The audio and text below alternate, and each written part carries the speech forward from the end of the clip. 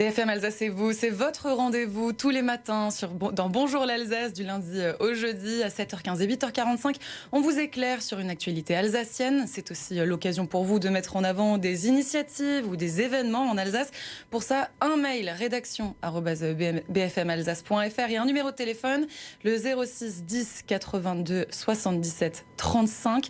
Bonjour Romain Hirt. Bonjour Lucille. Ce matin, vous allez nous parler de Que choisir ensemble, Romain. Oui, Lucille, ancienne UFC Que choisir. L'association a ouvert cette année une nouvelle permanence dans le Bas-Rhin à Schiltigheim. Ces permanences doivent permettre à chaque citoyen de rencontrer des bénévoles pour leur demander conseil. N'importe qui peut téléphoner effectivement et prendre contact avec Que choisir ensemble et on écoutera effectivement le problème et on lui dira voilà, on peut faire quelque chose, il est possible de faire quelque chose et malheureusement ça arrive, il ne va pas être possible de faire grand-chose et on s'arrête au niveau du conseil. Et effectivement aussi derrière, au-delà du premier conseil, on donne d'autres choses et il faut suivre le dossier. À ce moment-là, on va demander à la personne de devenir adhérente. En sachant qu'une adhésion chez nous coûte 35 € la première année, puis 25 €, et en sachant aussi qu'on fait des adhésions solidaires pour les chômeurs, pour les étudiants. Une démarche qui peut permettre parfois de révéler de mauvaises pratiques commerciales et même dans certains cas, même s'ils sont assez rares, de monter des actions collectives. Bien évidemment, tous les dossiers sont saisis sur informatique au niveau national, puisque au niveau national, on a 110 associations. Et dès l'instant qu'un même fournisseur revient plusieurs fois, c'est quelque chose qui est agrégé, qui est remonté au niveau de la fédération et on s'aperçoit à ce niveau-là qu'il y a des problèmes. Je ne sais pas si vous vous souvenez, il y avait des problèmes sur les assurances supplémentaires proposées par Darty, qui ne fonctionnaient pas très bien. Ça, c'est très vite remonté effectivement au niveau de la fédération où on s'aperçoit, attention, il y a un nombre de litiges importants avec tel ou tel fournisseur. Chaque cas est particulier, mais il existe tout de même des thématiques récurrentes. Qui revient régulièrement, même si ce n'est pas le plus grand nombre, mais c'est souvent des dossiers avec des impacts importants, c'est tout ce qui est installation de choses photovoltaïques. Malheureusement, aujourd'hui sur le Bas-Rhin, depuis le début de l'année, on a plus de 80 000 € de dossiers qui parlent de ce type de problème. Et on a déjà réussi sur le premier trimestre, parce que c'est ça qui est important aussi, c'est que combien on arrive à résoudre.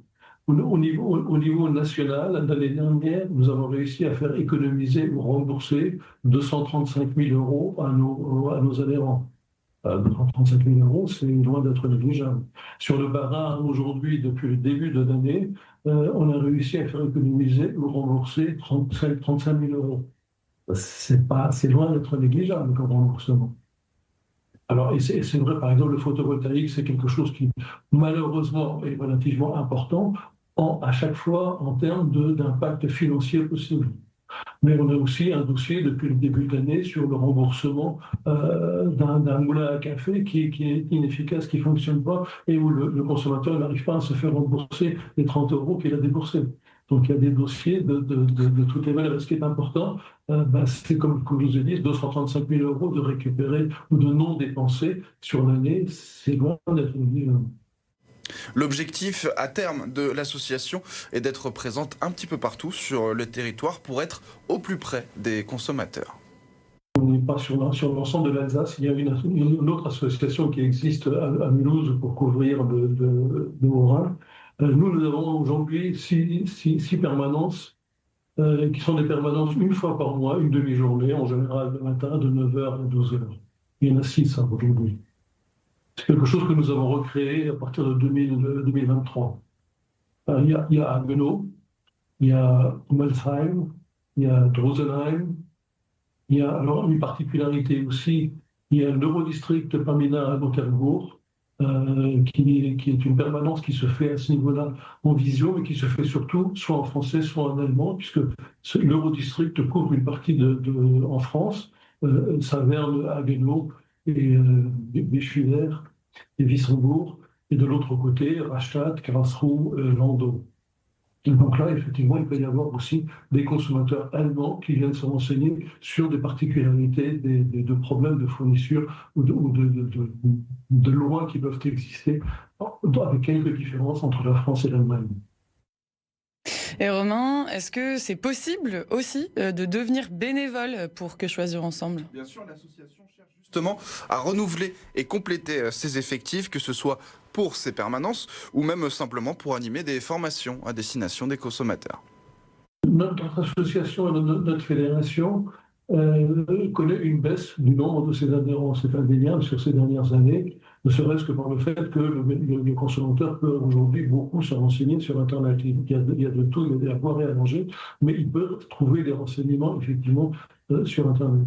Donc pour essayer d'arrêter cette baisse de 5 ou 6% par an de nos adhérents, ben, on estime qu'il est important effectivement d'aller le plus possible au contact de l'utilisateur, de montrer que nous existons. C'est pour ça, par exemple, que nous retournons dorénavant à la foire européenne de Strasbourg, où nous étions présents l'année dernière sur toute la même étendue.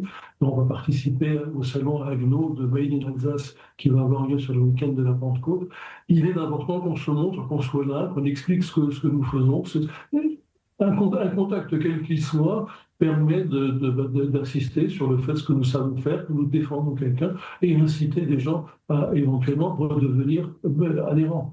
Nous n'existons, contrairement à l'INC qui est en fermeture, qui va être fermée, nous n'avons aucune subvention. La seule subvention que nous ayons, on a la chance de recevoir 4 000 € sur un budget de 80 000 € à l'année de l'Eurométropole. De tout le reste, ce sont nos adhérents, les dons que nous pouvons recevoir. Donc il est important que nous travaillions pour avoir un maximum possible de bénévoles, bien évidemment.